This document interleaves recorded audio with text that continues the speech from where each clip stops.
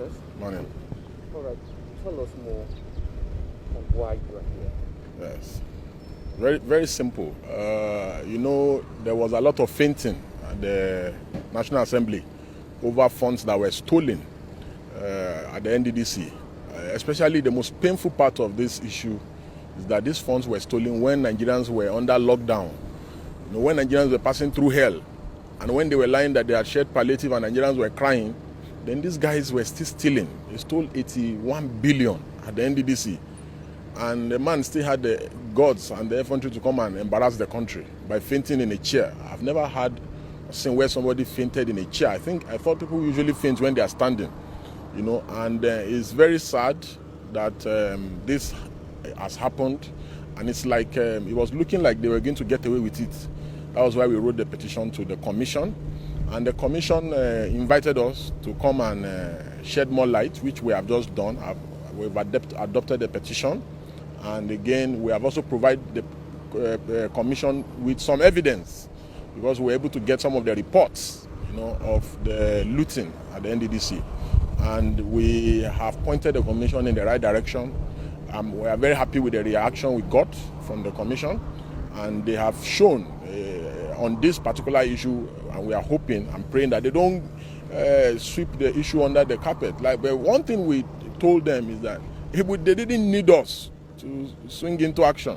This is obvious. It's a big embarrassment on the country, and whether anybody likes it or not, this is going to affect the anti-corruption index of the country. So these are the key issues, that it's unthinkable that people were stealing money during lockdown when Nigerians were passing through hell. So, and my wonderful brother Sowore has shown up here to show solidarity with us, and I believe that he will speak to the issue. So that's the reason why we are here.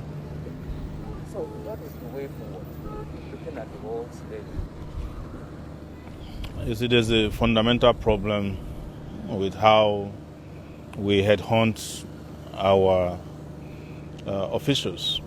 If someone pays 6 billion naira to become a minister, what do you expect him to do?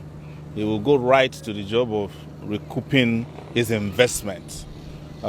This particular ministry that has been indicted officially at the National Assembly, the minister, good luck, Akpabio. I know you may not want to use this because you're all afraid of them, but I'm not. Reportedly spent over 6 billion naira to get the minister. By the time he got the job, he also had a case hanging at the EFCC that was about how much money he stole when he was governor of Akpabio State. So when you have characters like this managing huge amount of funds, it's like asking a cat to manage your dried fish for you. This is the only result you can get. But it also shows that the anti-corruption fight in the country is a joke. The EFCC has completely been muzzled and demobilized as well. That is why they need somebody to bring a petition to investigate the public sector corruption that has already been investigated by the National Assembly and has also indicted a lot of the National Assembly people. This is the reason why I have always said that Nigerian nation doesn't need the bicameral legislative system, because it's just a bunch of thieves who are contractors. In the name of oversight, all they do there is contracting. And when you have National Assembly members who are contractors, they cannot make laws. They can only steal.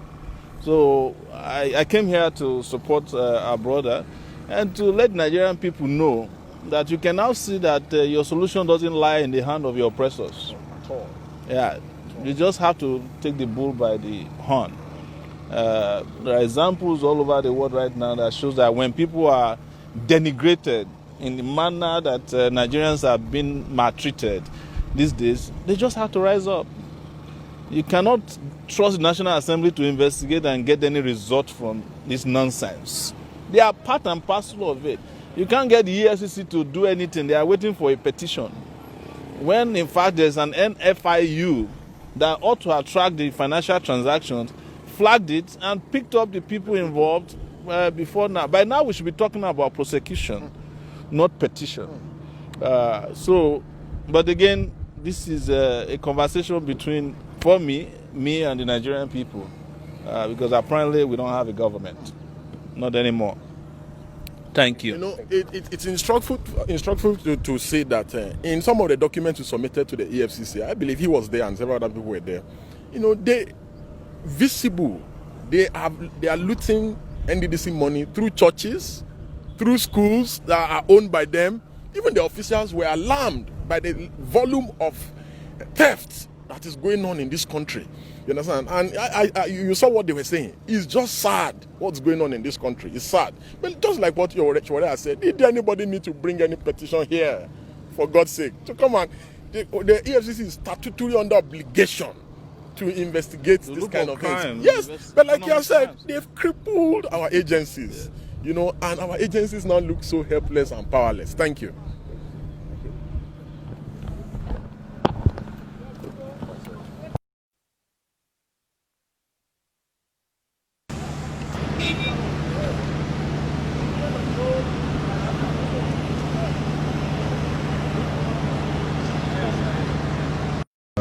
Nigeria Integrated Water Resources Management Commission.